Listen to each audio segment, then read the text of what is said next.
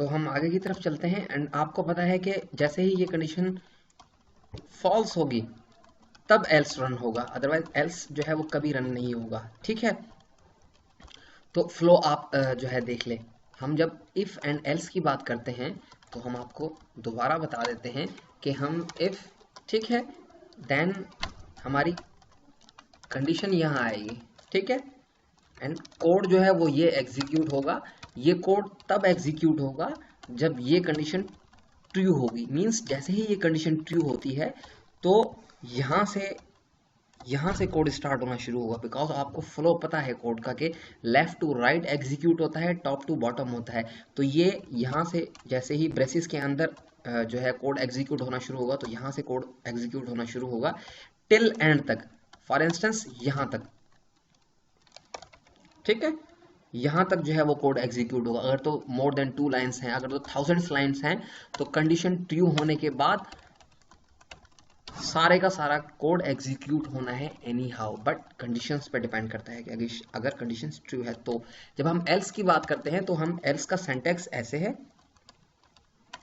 ठीक है, आपकी जब ये कंडीशंस जो है वो फॉल्स होगी, हम ये ऐसे लिख लेते हैं, कंडीशंस यहाँ आएगी एंड देन अगर फॉल्स रिटर्न होगा तब ये कोड जो है, यहाँ पे जो कोड था, ये कोड एग्जीक्यूट कभी नहीं होगा। बिकॉज जैसे ही उसे फॉल्स मिलेगा तो वो अंदर आएगा ही नहीं। वो क्या करेगा, जंप करेगा, ये इन ब्रेसेस को छोड़ देगा, इन ब्लॉक ऑफ कोड को छोड़ देगा, वो एल्स की तरफ आएगा और एल्स को वो एग्जीक्यूट कर देगा ऑटोमेटिकली।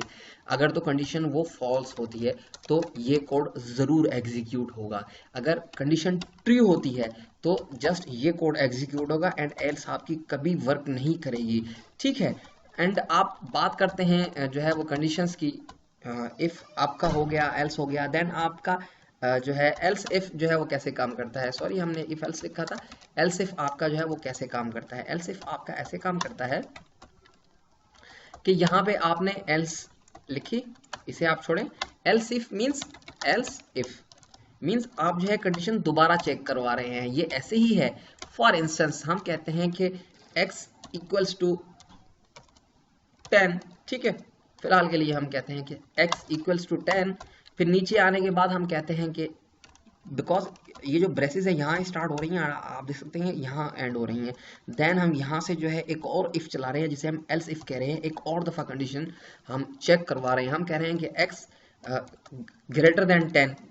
ठीक है, फॉर इंस्टेंस ग्रेटर देन जो है 10, जो कोड हमारा एग्जीक्यूट होगा वो यहाँ होगा। ठीक है, तो अब क्या होगा, यहाँ पे आने के बाद चेक होगा कि x इक्वल्स टू 10। जैसे ही कंडीशन ट्रू होगी तो ये कोड एग्जीक्यूट होगा। जैसे ही ये कोड एग्जीक्यूट होगा तो आपकी एल्स इफ कभी वर्क नहीं करेगी, बिकॉज आपकी ये कंडीशन ट्रू हो रही है।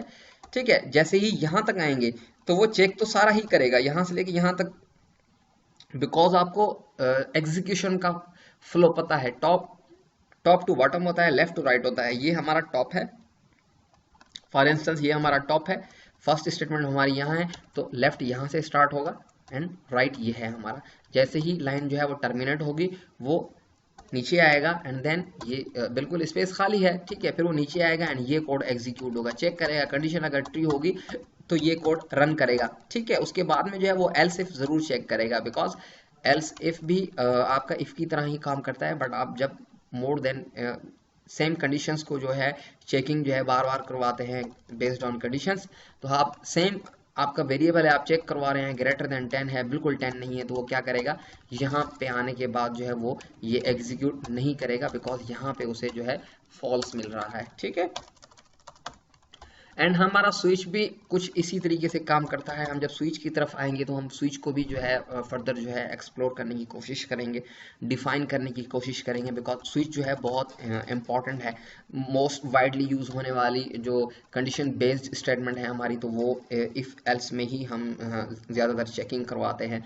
ठीक है, एक छोटा सा एग्जाम्पल है मेरे पास, ताकि जो हम समअप करते हैं कि हमने जो है if else and else if कैसे वर्क कर रहा है एंड हम जो है इन्हें कैसे यूटिलाइज कर सकते हैं, कैसे यूज़ कर सकते हैं।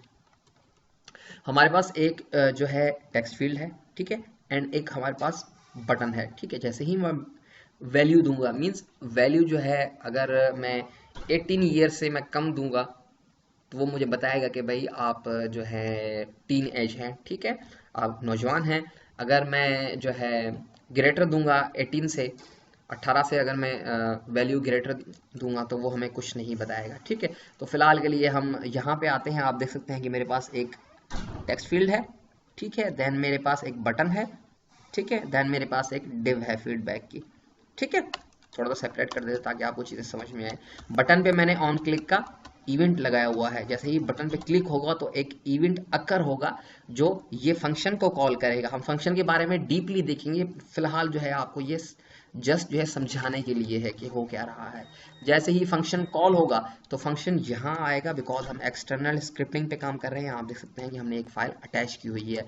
यहाँ आने के बाद तो जो हम एक आईडी गेट करवा रहे हैं टेक्स्ट के नाम से। आप देख सकते हैं कि टेक्स्ट जो एरिया है उसे मैंने आईडी दी हुई है टेक्स्ट के नाम से। हम उसकी वैल्यू गेट करवा रहे हैं, बिकॉज हम यहाँ पे जो लिख रहे हैं ये वैल्यू है, ठीक है। वैल्यू गेट करवा रहे हैं, उसे हम असाइन कर रहे हैं एक वेरिएबल में वैल्यू के नाम से। देन आप यहाँ देख सकते हैं कि हमने इफ स्टेटमेंट लगाई हुई है। कीवर्ड है हमारा जो जावास्क्रिप्ट प्रोवाइड कर रहा है। अगर आपने सी लैंग्वेज जावा वगैरह पढ़ी है तो आपको पता होगा इसके बारे में, ठीक है।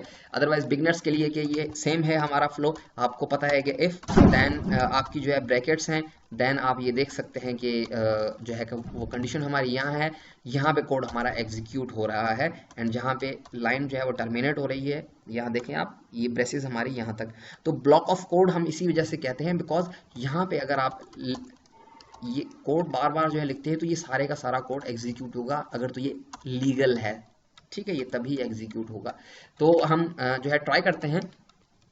हम सबसे पहले जो है वो देखते हैं कि हम, चलो ठीक है, हम 12 देते हैं उसे, एंड हम जैसे ही कहते हैं शो में तो वो बता रहा है हमें कि टीन एज, बिकॉज हमने यहाँ पे दिया हुआ है कि टीन एज। अगर यहाँ तो ठीक है, एंड हम जैसे ही रिफ्रेश करते हैं यहाँ पे आने के बाद हम 19 देते हैं तो हमें वो कुछ नहीं बताएगा, बिकॉज हमने एल्स दिया ही नहीं हुआ। तो वो यहाँ आ रहा है, चेक कर रहा है हम जो वैल्यू दे रहे हैं, यहाँ से जो वैल्यू दे रहे हैं ये वैल्यू, तो वो इस वेरिएबल में स्टोर हो रही है। इस वेरिएबल में हमने फॉर इंस्टेंस 90 दिया तो यहाँ हम चेक करवा रहे हैं, कंडीशंस ये है हमारी, चेक करवा रहे हैं जो वेरिएबल में वैल्यू हो। फॉर इंस्टेंस हमने यहाँ पे 19 वैल्यू दी हुई है जो वेरिएबल में, अब वेरिएबल जो है वो 19 के बराबर है, वेरिएबल में 19 है, तो जो वैल्यू है 19 वो लेस देन है 18 के। तो वैल्यू तो 19 है, वो लेस देन नहीं हो सकती 18 के, बिकॉज 18 जो है लेस देन है 19 से, 19 लेस देन नहीं है 18 से। जैसे ही जो है वो कंडीशंस फॉल्स हो रही है यहाँ, तो वो अंदर आ ही नहीं रहा हमारा, ये ब्लॉक ऑफ कोड रन नहीं हो रहा। ये ब्लॉक ऑफ कोड, ब्लॉक इसी वजह से कहते हैं बिकॉज ये ब्रेसेस में जो भी है ये एक ब्लॉक है, यहाँ से लेके यहाँ तक ये एक ब्लॉक है, ठीक है। अगर हम यहाँ पे एल्स देते हैं, ठीक है, ठीक है, यहाँ पे अगर हम एल्स देते हैं, हम कहते हैं कि अगर वो कंडीशन फॉल्स हो तब क्या करें, हमें बताए नॉट अ टीनेज, ठीक है, या कुछ भी बताए। हम वापस जाएंगे, जैसे ही रिफ्रेश करेंगे अब हम 19 देंगे फॉर इंस्टेंस, एंड वो हमें बताएगा not a teen age.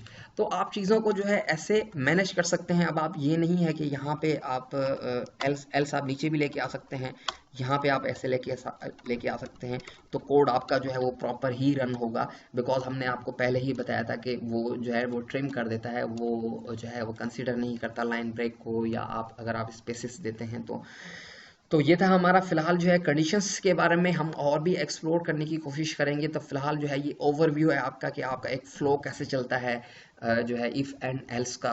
Then हम देखते हैं कि और भी हम जो है वो कंडीशंस देखेंगे कि क्या पॉसिबिलिटीज़ है। हमने जस्ट यही देखा कि इफ़ एंड एल्स ही हमने देखा, एल्स इफ भी देखेंगे, हम स्विच भी देखेंगे फर्दर अपने आने वाले जो लेक्चर्स में। हमें अपना फीडबैक देना ना भूलिएगा, and thank you for watching. खुदा हाफिज़।